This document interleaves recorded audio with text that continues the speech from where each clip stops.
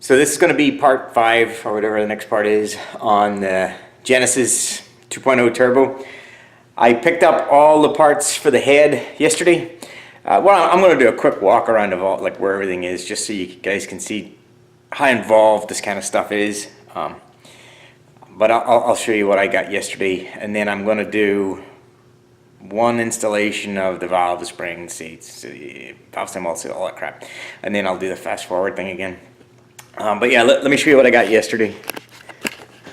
So here's all our parts from the dealer. Valve stem oil seals, rocker cover gasket. You need a total of 10 head studs. 2 of them are different. So the front 2, that's the front 2 head studs, and the 2 washers for the front 2 head studs. Then you've got 8 standard head studs with the washers on them. I did print out all the specs for putting this back together. This front cover, head, all that stuff, and these are, you know, many pages deep here. So lots of work to do. Exhaust gasket, and there's a head gasket in this big flat one. And I did grab a tube of Permatex Right Stuff. I normally only use the gray, but this engine, when I went through the specs for putting it back together, it calls for, I think it's Loctite 509 or what. It's this is the Permatex version of that, and it's the fast drying black gasket. So I thought, well, I might as well just grab it instead of risking the gray, which is what I normally use for everything. I said, screw it, I'll just get this. So I got a small tube of it just for this job. So that's all my new parts. So here's the engine itself. I did a little bit more cleaning, not a lot. You can tell I poured a little oil into these, so I've been spreading them over, right? That's why that one looks a different color. I've been doing a little bit of cleaning on the front mating surface here. I still have to completely clean the head surface. I did clean the exhaust side too, right in here. Not very well. It needs finished. So all the pieces of our head, you know, they're still here intact. I need to throw these head studs away. We're not reusing them. I started to clean this front cover. It's not finished yet. You got to get all the silicone out. So like these holes, I'll take a drill bit and just go in there with a drill bit, and then flutes in that drill bit will rip all the old silicone out. And yeah, you gotta make sure you clean these up, as these all need to be re-siliconed as well. And then this is the mating surface where the sump's going to come up in. So I got to pull the sump off that engine when I'm getting ready to put the cover back on. I'll do that. And then our head, I did some more cleaning again on the head, and I got rid of the silicone from here. Just basically cleaned everything up. Took all the valve stem oil seals out. As you can see, everything's nice and clean. And I cleaned this mating surface off as well. That's for our rocker cover gasket's going to go. So everything's clean, dry. Getting ready for reassembly. All our valves. Cup of tea. You got to have a cup of tea. That's my valve stem oil seal installer kit, or one of them. So there's all our springs, collets. Everything's here. Everything's been cleaned. So it's exhaust, intake, and I've just got them in an egg carton there. Yeah, the egg cartons are real handy when you're doing stuff like this. So yeah, everything's cleaned, and then of course we've got our parts pile from our engine over here. So you know, everywhere you look, there's parts and hoses and pulleys. And this is a box of junk, so old gasket. And I like to keep everything until I'm done, just in case I got something from the dealer that's not right or whatever. And yeah, that's it.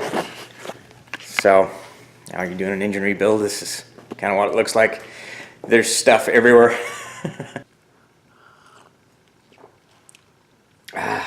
Good tea, good Irish tea. So just for the purposes of the video, I'm going to do this guy because I think Let me see which one's going to be. Yeah, it's about the best one I can get. You know, first things first, we got to put our valve stem oil seal in. We got to figure out, okay, this is the front, so this would be the very last exhaust valve. So out of my egg carton tray, that's going to be this guy. So here's our spring collet. 2 little retainers. Hopefully you guys, I got you zoomed in so you might not be able to see all this stuff. Can you see? I've got my spring and everything there. The valve that I'm going to need, this back valve. Now I did lap all these valves in, so if you can see that shiny ring around the bottom. So I spent a little over almost 2 hours lapping every valve in with lapping paste and a valve lapping tool and all that stuff. So that was lots of work. So here's our valve, and I've checked every valve that was in it perfectly. So let's grab a valve stem oil seal. We'll install that. We'll do one valve, and then I'm going to push you guys back and do the whole speeding up thing again. So we've got our new valve here, and it is nice and tight on this 5mm shaft. The old valves, they were not tight at all. So it's a good job we're changing them. So before you install this, you just get yourself a little bit of engine oil and just lube up the little seat where that's going to go. You don't need a ton. You just want to put a little around the edge where it's going to hammer home. And yeah, you're ready to install. Let me dig my hammer out. And yeah, you'll hear the tone change when this is home. Hopefully the video picks it up.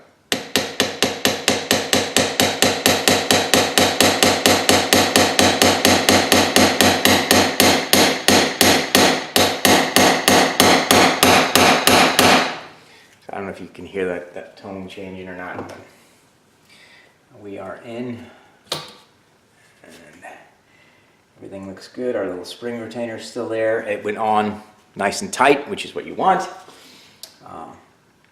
Just visually also inspect the bottom lip and make sure it's on the head correctly, which ours is. It looks absolutely perfect. So that is gravy. I also like to just put a little oil on the top of the seal, just for the first time putting the valve itself in. You don't want to kind of go through there dry like that. So go ahead and lift up your head. Whoa.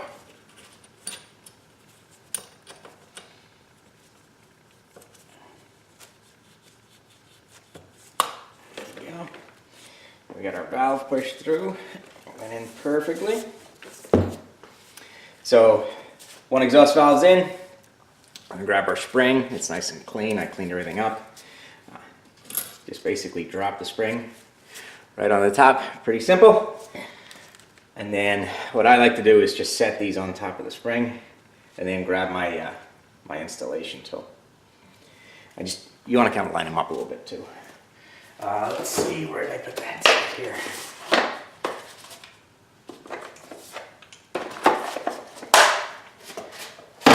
Okay, so this is our valve spring installation tool.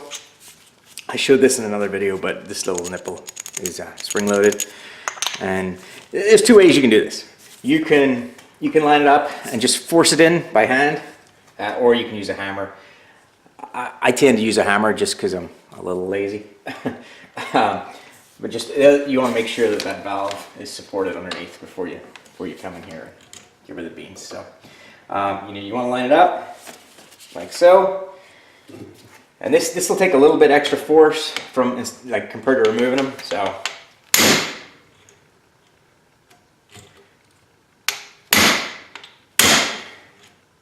yeah, my valve is coming out. So let's support our valve correctly. So it's always harder getting these back together than it is removing them. But we just want to make a nice ball out of this so we can get it under there correctly. Key is to stop that valve from coming out. Hopefully that's enough. We'll give it a shot. Let's see. Yeah, that's a little better. Okay.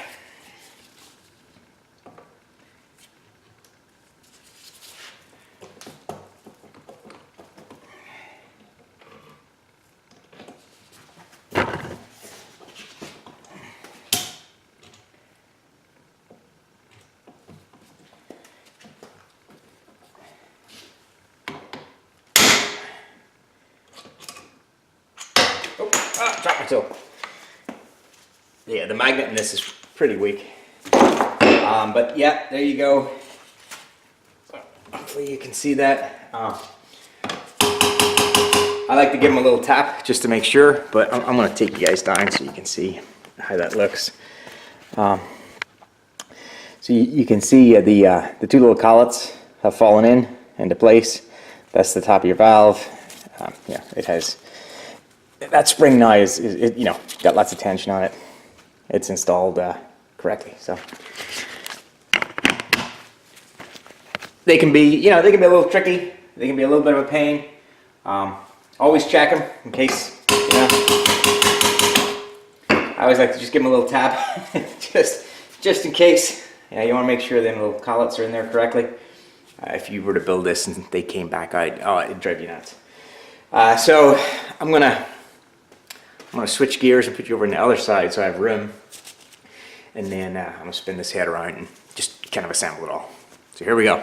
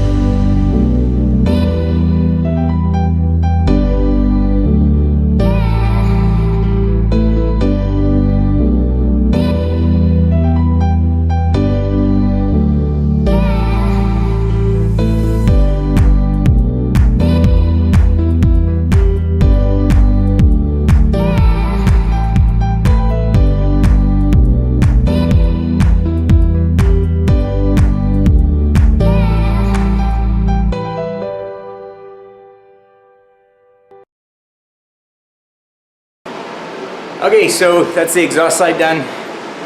I'm not gonna make you sit through that again and do the intake side. I'm gonna turn this off, do the other side, it's the same shit. And then, yeah, I'll turn this back on. Okay, so all the valve stem oil seals are in, all the valves are in, all the springs are in. This head is being, basically put back together from a valve perspective. It still needs another cleaning and all that other stuff before it goes in the car, but one thing I always like to do when I've got a head apart like this is run a spark plug chaser through the threads.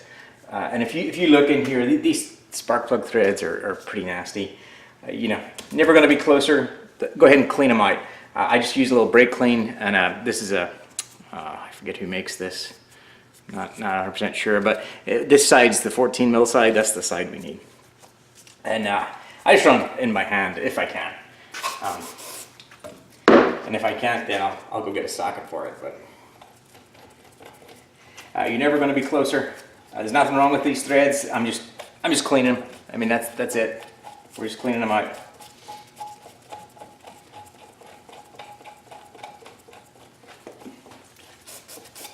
There's a bunch of junk coming out there. Yeah, they look lovely. It's gonna be kind of hard to show you that before and after. Maybe this one. I'll do this one. You can see some of the junk coming out of it. I mean, you don't need to use tapping fluid or anything like that. I mean, you're just cleaning threads, right? We're not taking any material off here, other than the junk that's in the cylinder.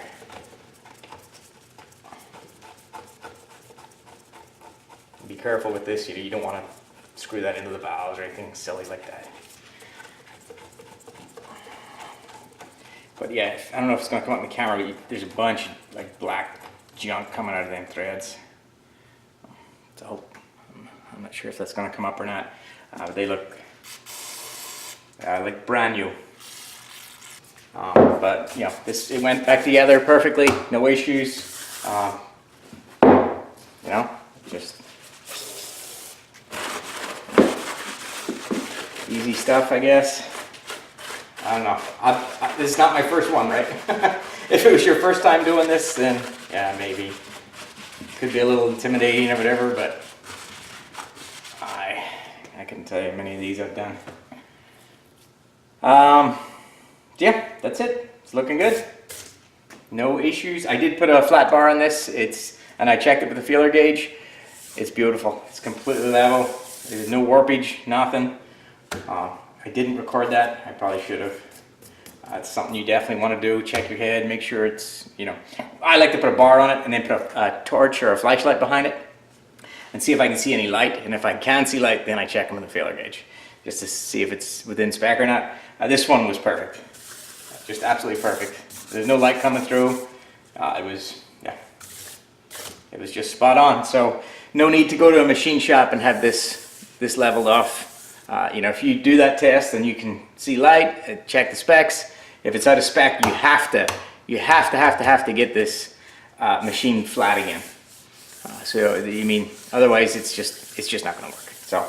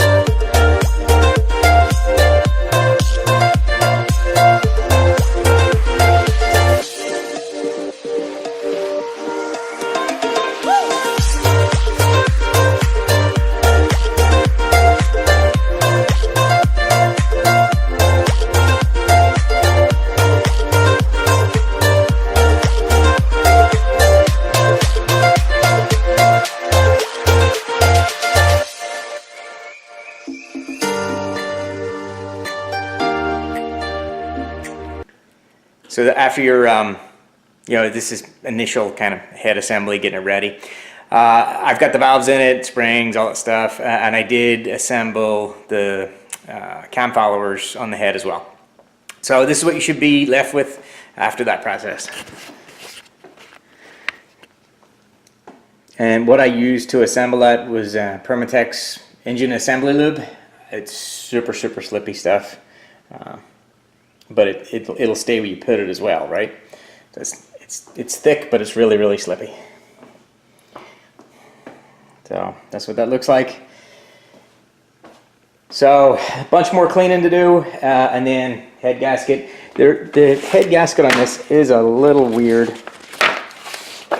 And what I mean by that is, let's see if I can show you.